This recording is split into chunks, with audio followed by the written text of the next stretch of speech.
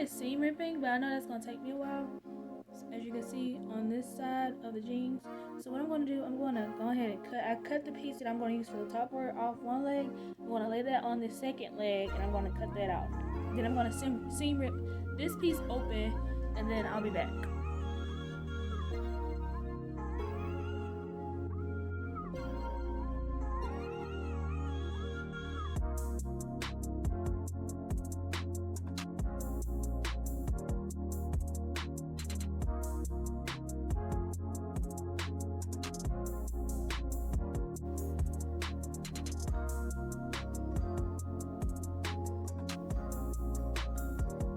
Hey you guys, so the last clip you seen was of me about to sew the front seam. So you see the front seam is sewn together now. And also, yeah, you can tell from the image, I can see it in my camera, so you guys should be able to see it. This light stitch right here, I did it all the way around. Now, at the back of this is not sewn all the way across the back because I haven't decided what I want to do.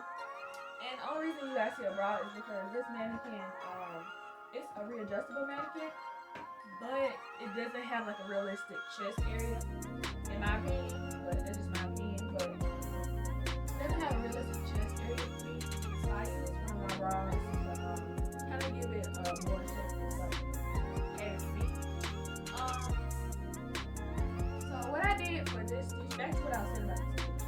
What I did was I lined this edge with my pressing foot, and I put my pressing foot all the way to the left side, and I stitched all the way around, and I put it on my mannequin to about to where it's supposed to line up at. And as you guys can see, like this mannequin, like when you adjust it, it's off center. So what I do, there's a pole inside of here, and I use that pole as my center line.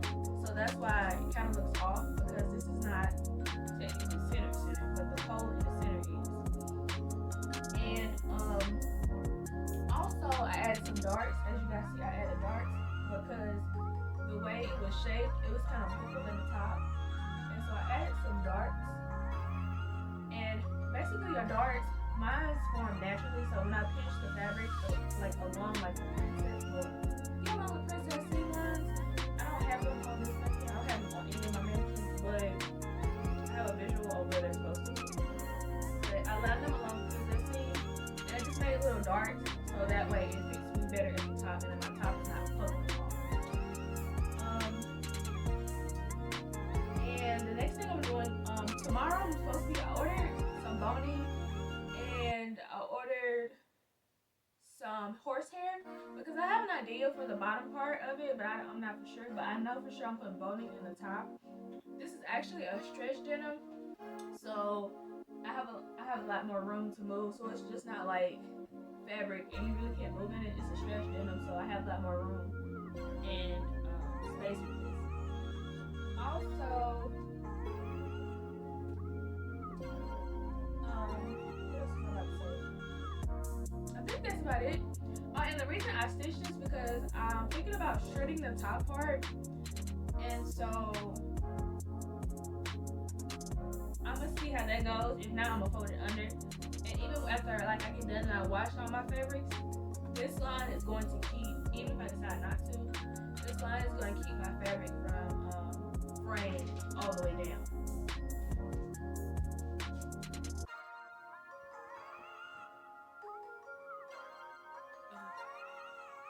Sorry about the camera shaking this, but I have it hanging from, I have like this clamp thing, like you know those little adjacent things that you can put on your bed to like hold your phone up so you won't be holding your phone in your face. I have one of those and I have it hanging from the ceiling because it's like a clamp. But anyway, I'm gonna show you guys also how to fix top stitching. So this was the manufacturer stitch, and I'll probably insert a picture or something right here, or like a little clip of me fixing it. But the stitches loose right, it kind of loose right here. So I'm going to do a hand stitch to fix that and make it look neat. And this is what I want to do for the sides. So like the jeans were ripped, and so I decided to put the rips at the sides versus the front because it just looked better to me. And that's it for discussion. I'm gonna go sew this, and I haven't decided what I'm gonna do for the back panel yet because I don't want it to be completely denim, and I don't want it to be completely. I don't want it to be just like the whole back out back there either. So I haven't decided yet. I'm thinking about doing denim straps and adding maybe like a chain or something back there, or like side straps, so like that attaches, or maybe doing elastic back there and covering it with a different fabric, maybe like some white fun fabric or something like that. I haven't decided yet, but yeah. So let's get back to sewing this, and I'm going to, the next part you're going to see me sewing this down, and tomorrow, today's Tuesday, March the 15th, that'll be up there. But yeah, once I get my boning tomorrow, I'll do another clip of me inserting the boning on the front and the sides, and sewing my darts, maybe frame this, and just finishing the whole overall garment. So yeah. Anyway, I just got done seam ripping the jeans on the outer seams, like the seam where your hips are, like the outside of your hips. I seam ripped that all the way up to the waistband, and then this is the main reason why I am revamping these pair of jeans, and it's because of this. Why I'm changing this to something, it's because of this. My girls with thick thighs understand. These were one of my favorite pair of jeans, as you can tell. And jeans last for me. I have to buy new pairs of jeans probably every maybe 2 years. 1 to 2 years, because they like wear out in the thigh area. So yeah, I have to buy new jeans every like maybe 1 or 2 years. No, every year. I have to buy new jeans every year. Take that back. I buy new jeans every year. Because they start to wear out in thighs. And I am a denim girl. I like denim. Now the side, I'm gonna do the side seams of this, the bottom, the same way I'm gonna do the back. So whatever I do the back of this, I'm going to do to the sides of this. So yeah, we're gonna work that out. But yeah, I'm gonna cut the pieces out, and then I'm gonna show you guys what we do next. And this is also part 2. This is gonna be 2 parts. So I'm gonna do this in 1 part, and I'm gonna do this in 1 part. So you see this, me talking about this, you're watching part 2. If you haven't watched part 1 yet, go watch part 1. And then at the end of part 2, at the end of this video, you will see the final look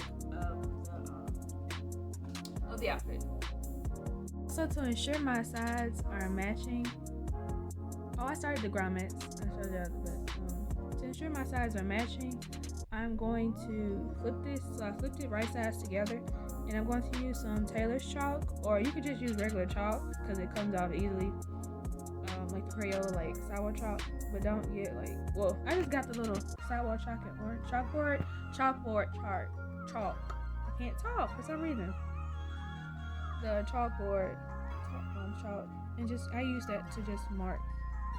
I'm using that to mark that all the way down, so it's even on both sides. This is what it looked like after I got done marking my pieces, and now to start this process all over again. So I'll be back once I'm done. And I'm probably gonna make the string to go in and off camera too. So I'll be back once all of that is done.